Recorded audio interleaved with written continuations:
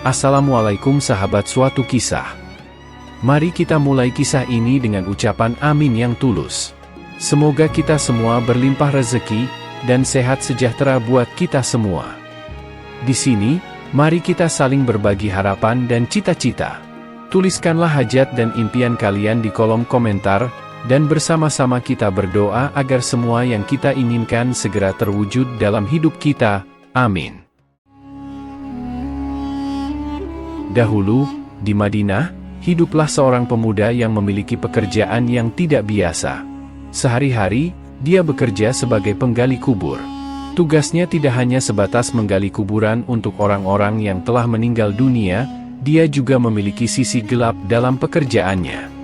Ketika keluarga meninggalkan lokasi pemakaman setelah prosesi pemakaman selesai, pemuda itu seringkali melakukan pencurian. Dia menggali kembali kuburan yang baru saja ditimbun dengan tanah, mencari barang-barang berharga yang telah dikubur bersama jenazah. Bahkan, tidak jarang dia mencuri kain kafan jenazah jika dianggap berharga. Namun, tindakan-tindakan gelap ini tidak pernah membuatnya merasa bersalah. Pada suatu hari, Madinah diguncang oleh berita duka. Seorang gadis muda yang terkenal dengan kecantikannya yang luar biasa meninggal dunia. Gadis ini bukan hanya cantik secara fisik, tetapi juga dikenal sebagai sosok yang sangat solehah dan pandai menjaga diri semasa hidupnya. Kecantikannya telah menarik perhatian banyak laki-laki di kota itu, yang merasa terpesona oleh pesona gadis yang sudah tiada itu. Suatu malam, si pemuda penggali kubur mulai menjalankan aksi bejatnya dengan menargetkan gadis cantik yang telah meninggal itu. Begitu suasana pemakaman sudah sepi dan sunyi, dia memutuskan untuk menggali kembali kuburan gadis itu. Dengan hati yang penuh keinginan, dia pertama-tama mengambil kain kafan yang melapisi tubuh sang gadis. Saat ia membuka lapisan demi lapisan kain kafan, terungkaplah kecantikan wajah dan tubuh gadis itu. Mata si pemuda terpesona oleh keindahan yang memukau itu, dan tanpa ragu-ragu, dia terbuai oleh nafsu bejatnya. Tanpa memikirkan akibatnya, dia melampiaskan syahwatnya kepada jenazah gadis yang terbaring tanpa kesadaran itu. Setelah memuaskan nafsunya, si pemuda menutup kembali kuburan itu dan pulang ke rumahnya. Namun, setelah melakukan perbuatan terkutuk itu, dia merasa seperti dikejar-kejar oleh rasa bersalah. Gelisah dan penuh penyesalan menghantui pikirannya, menyadarkan dia akan kejahatan besar yang telah dilakukannya. Dalam keheningan malam, dia berjuang dengan perasaan sesak yang memenuhi dadanya, menyadari bahwa dosa yang dilakukannya tidak akan pernah bisa dihapuskan begitu saja. Akhirnya, pada suatu hari, pemuda itu memutuskan untuk menemui Rasulullah Shallallahu Alaihi Wasallam di Madinah. Di sana, dia bertemu dengan Umar bin Khattab. Setelah mengucapkan salam kepada Umar, dia dengan cemas dan hati-hati bertanya, "Apa pendapatmu jika ada seseorang yang berzina?" Dengan tegas, Umar menjawab, "Jika dia sudah menikah, dia harus dirajam sampai mati. Jika belum pernah menikah, dia akan dicambuk sebanyak 100 kali dan diusir dari kampung selama 1 tahun." Pemuda itu bertanya lagi dengan gemetar, "Lalu bagaimana jika ada orang yang menzinahi mayat dan orang itu belum menikah?" Umar terdiam mendengarnya, bulu kuduknya berdiri, dan dia merasakan kejut yang dalam. Setelah sesaat, Umar menjawab dengan suara yang gemetar, "Sungguh keterlaluan. Aku tak bisa membayangkan sebesar apa dosanya orang itu. Memangnya siapa yang berani melakukan perbuatan keji seperti itu?" Sambil gemetaran, pemuda itu menjawab, "Wahai Umar, aku sendiri yang melakukannya. Apakah Allah masih mau mengampuni perbuatanku ini?" Tanpa berkata apapun, Umar langsung berjalan cepat masuk ke dalam masjid, air mata mengalir di pipinya. Rasulullah Shallallahu Alaihi Wasallam yang berada di dalam masjid terkejut melihat Umar yang tiba-tiba menangis. Dengan penuh perhatian, Rasulullah bertanya kepada Umar apa yang membuatnya sedih seperti itu. Dengan suara terbata-bata, Umar menjawab, "Wahai Rasulullah, di luar ada seorang pemuda yang membuat bulu kuduku berdiri. Dia ingin bertobat dari dosa-dosanya." Mendengar hal itu, Rasulullah Shallallahu Alaihi Wasallam memberikan perintah kepada Umar bin Khattab untuk membawa pemuda itu masuk ke dalam masjid. Dengan hati yang penuh harap, Umar keluar dan mengajak pemuda itu untuk bertemu langsung dengan Rasulullah Shallallahu Alaihi Wasallam. Setelah pemuda itu masuk, Rasulullah Shallallahu Alaihi Wasallam melihat pemuda itu menangis terseduh-seduh. Dengan penuh kasih, beliau bertanya, "Wahai anak muda, mengapa engkau menangis?" Pemuda itu menjawab, "Ya Rasulullah, aku ini terlalu banyak dosa. Aku takut Allah akan marah besar kepadaku."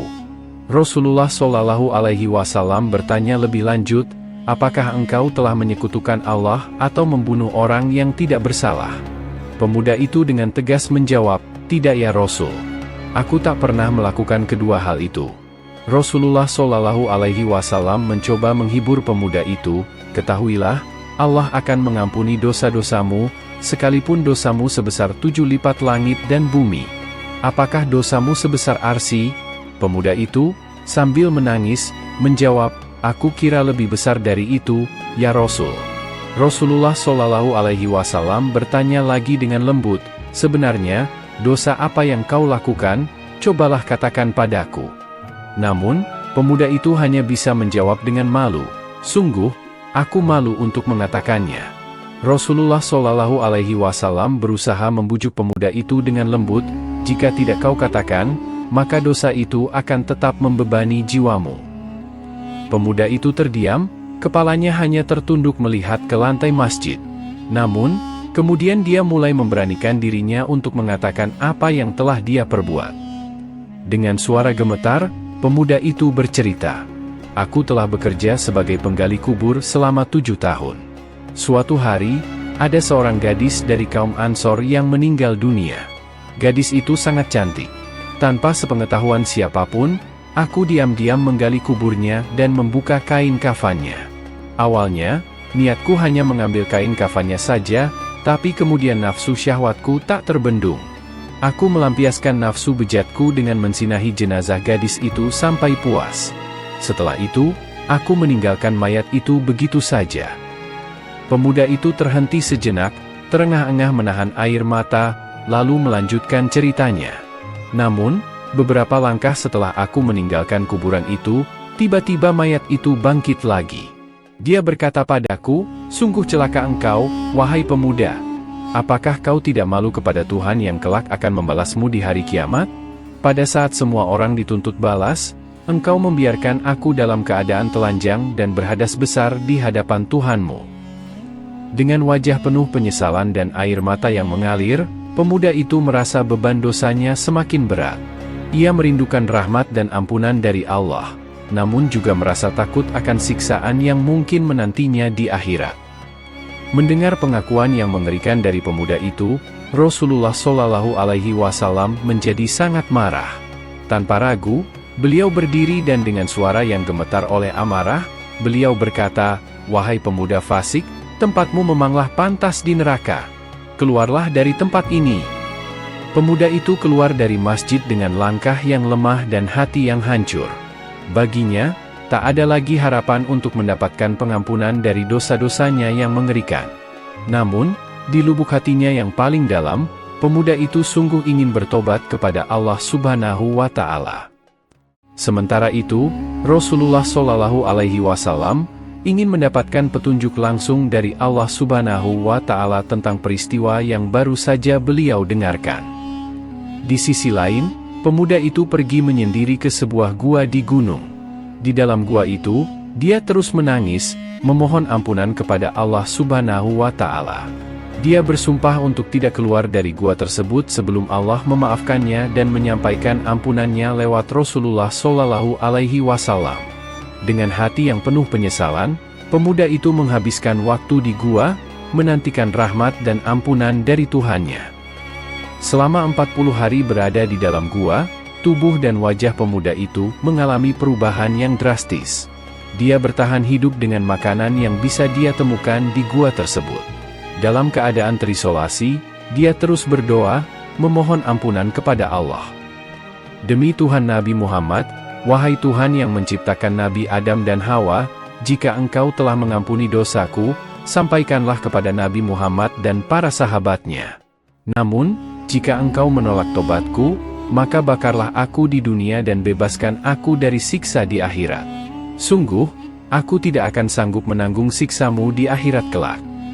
Tak lama setelah itu, Allah Subhanahu wa Ta'ala mengutus malaikat Jibril untuk menemui Rasulullah Shallallahu Alaihi Wasallam. Malaikat Jibril bertanya, "Wahai Rasulullah, Allah mengirim salam kepadamu dan bertanya, apakah engkau yang menciptakan makhluk?" Rasulullah Shallallahu Alaihi Wasallam menjawab dengan penuh tawadu, "Tidak, hanya Allah yang mampu menciptakan aku dan semua makhluk." Malaikat Jibril lanjut bertanya, "Apakah engkau yang memberi rezeki kepada mereka?" Rasulullah Shallallahu Alaihi Wasallam menjawab dengan tegas, "Tidak, hanya Allah yang mampu memberi rezeki kepada makhluknya." Malaikat Jibril bertanya lagi, "Maka apakah engkau yang menerima tobat mereka, atau engkau yang menghukum mereka atas dosa-dosa mereka?"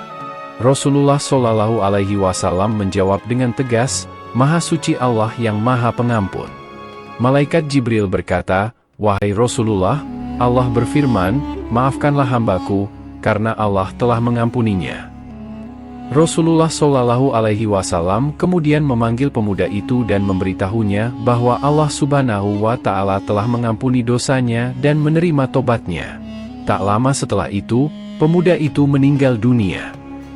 Dari kisah ini yang diambil dari kitab Duratun Nasihin, kita belajar bahwa ketika seseorang melakukan perbuatan keji atau menganiaya diri sendiri dan orang lain, mereka harus ingat kepada Allah dan memohon ampun atas dosa-dosa mereka. Siapa lagi yang dapat mengampuni dosa selain Allah?